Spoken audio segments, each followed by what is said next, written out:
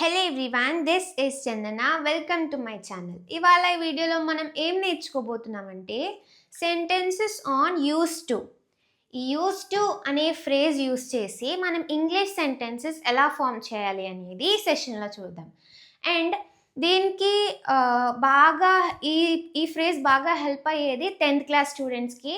10th class చదివే వాళ్ళకి board ఎగ్జామ్స్లో 24th question, change the following into repeated action in the past using would or used to. ఈ question compulsory వస్తుంది. 2 sentences ఇస్తాడు, past habitual actions and past repeated actions మీదే ఇస్తాడు. Okay, would or used to use చేసి మనం ఆ sentences రాయాలి. So ఈ వీడియో చూస్తే ఆ 2 మార్క్స్ మీ జేబులో ఉన్నట్టే. ఓకే, ఆ 2 మార్క్స్ కోసమన్నా ఈ వీడియో చూడండి. ఓకే, చూద్దాము అసలు యూస్ టు అనేది ఏ సందర్భాల్లో యూస్ చేస్తారు, యూస్ టు యూస్ చేస్తే వర్బ్ ఫామ్ ఎందులో ఉండాలి, ఇవన్నీ ఈ వీడియోలో చూద్దాం. ఓకే, ఫస్ట్ యూస్ టు అనేది ఎక్కడ యూజ్ అవుతుంది అనేది చూద్దాం. The phrase use to is used to say a habitual action in the past. Use to అనేది పాస్ట్లో మనం ఏవైనా అలవాటుగా చేసినప్పుడు ఈ యూస్ టు అనేది యూస్ చేస్తామన్నమాట. ఓకే, ఎగ్జాంపుల్ సెంటెన్సెస్ చూడండి, ఒకసారి మీకు అర్థమవుతుంది. ఫస్ట్ వన్, నేను నా స్కూల్ డేస్లో క్రికెట్ బాగా ఆడేవాడిని. అప్పుడు ఆడేవాడిని, ఇప్పుడు ఆడట్లేదు. సో పాస్ట్లో మనకి ఏదైనా అలవాటు ఉంది, ఇప్పుడు లేదు అన్నప్పుడే యూజ్ అవుతుంది అనమాట. ఓకే, సెకండ్ వన్, నా స్కూల్ డేస్లో నేను బాగా చదివేవాడిని. వాళ్ళు చిన్నప్పుడు స్కూల్కి నడిచే వెళ్ళేవారు. నేను చిన్నప్పుడు బాగా అల్లరి చేసేవాడిని.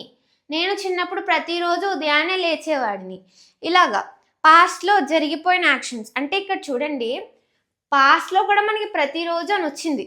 ప్రతిరోజు అంటే అందరూ సింపుల్ ప్రెజెంట్ టెన్స్ యూస్ చేస్తారు, కాదు సింపుల్ పాస్ట్ టెన్స్ యూస్ చేయాలి. అంటే సింపుల్ పాస్ట్ టెన్స్ అంటే V2 యూస్ చేస్తారు, కాకపోతే ఇక్కడ ఆల్రెడీ యూస్ టు అంటే యూజ్డ్ అనేది యూజ్కి V2 కాబట్టి మనం ఇంకా వర్బ్లో V2 యూస్ చేయకూడదు. ఓకే, ఇలాగా పాస్ట్లో అలవాటు ఉండి ఇప్పుడు లేకపోతే ఎలా యూస్ చేయాలి అనేది చూద్దాం.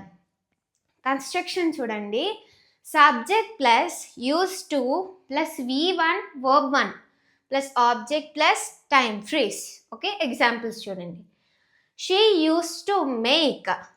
She use to make. 2 is missing here. Oh, here. She used to make a lot of noise in her childhood.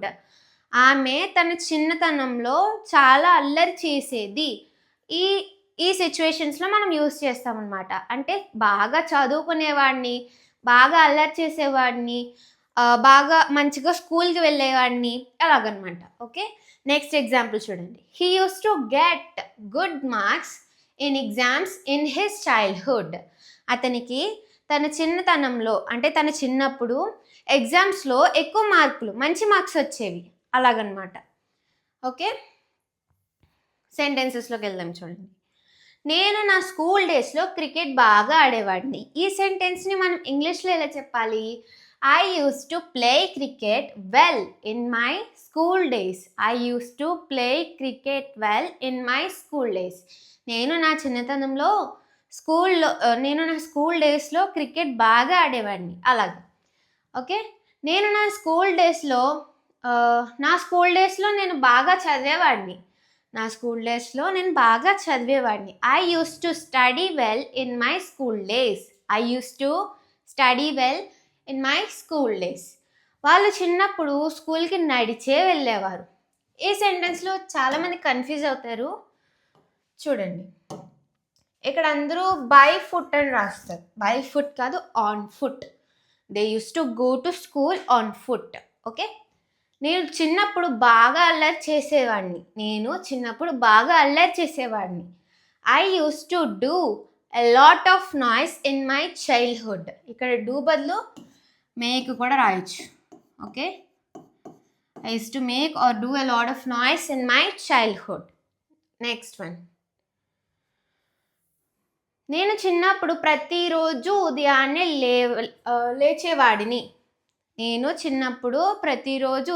లేచేవాడిని. ఎప్పుడు? చిన్నప్పుడు, ఇప్పుడు కాదు, చిన్నప్పుడు ప్రతిరోజు ఉంది కదా అని అందరూ సింపుల్ ప్రెజెంట్ యూస్ చేస్తారు.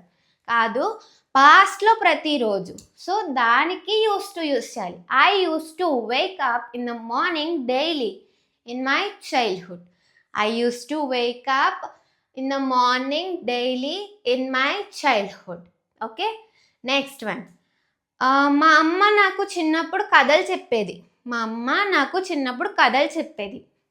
My mother used to tell me stories in my childhood. కథలు చెప్పడానికి టెల్ అనే కాదు, నరేట్ అని కూడా యూస్ చేస్తారు. ఏంటది? నరేట్. టెల్ ఉంది కదా, టెల్ ప్లేస్లో మనం narrate.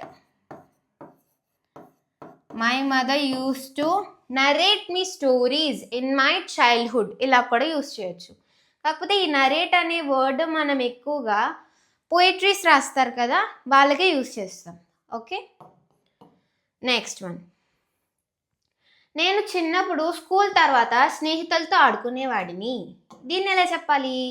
I used to play with my friends after the school in my school days.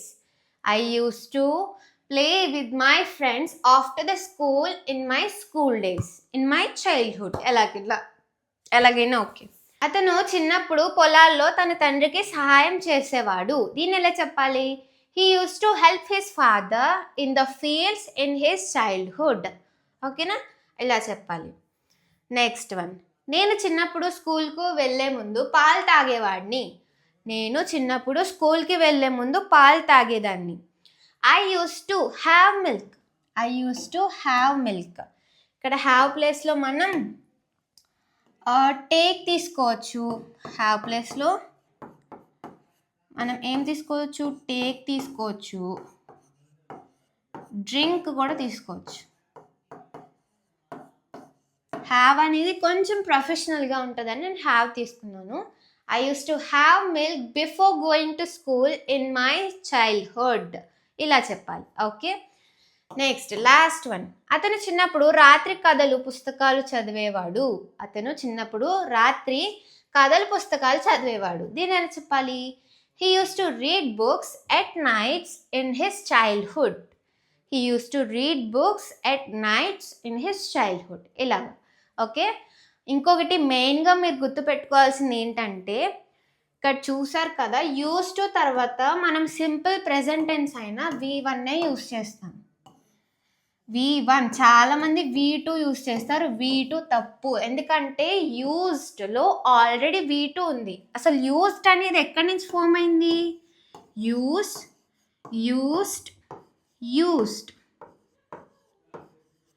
ఇది V1, ఇది V2, ఇది V3. This is V2, this is V1 and this is V3. Okay, మనం V2 నుంచే already phrase తీసుకున్నాం కాబట్టి ఇంకా వర్బ్కి ఈడి కానీ ఐఈడి కానీ డి కానీ అంటే సింపుల్ పాస్ట్ టెన్స్ రాకూడదు అని చెప్తున్నాను. ఇది మాత్రం సింపుల్ పాస్ట్ టెన్స్లోదే ఈ మోడల్ అయితే, కాకపోతే V2 యూస్ చేయకూడదు. ఓకే, ఎందుకంటే యూస్ టూలో మనకు ఆల్రెడీ V2 వచ్చేసింది. ఓకే, ఇది మన use to model. Okay, if you like my video please like, share and subscribe my channel.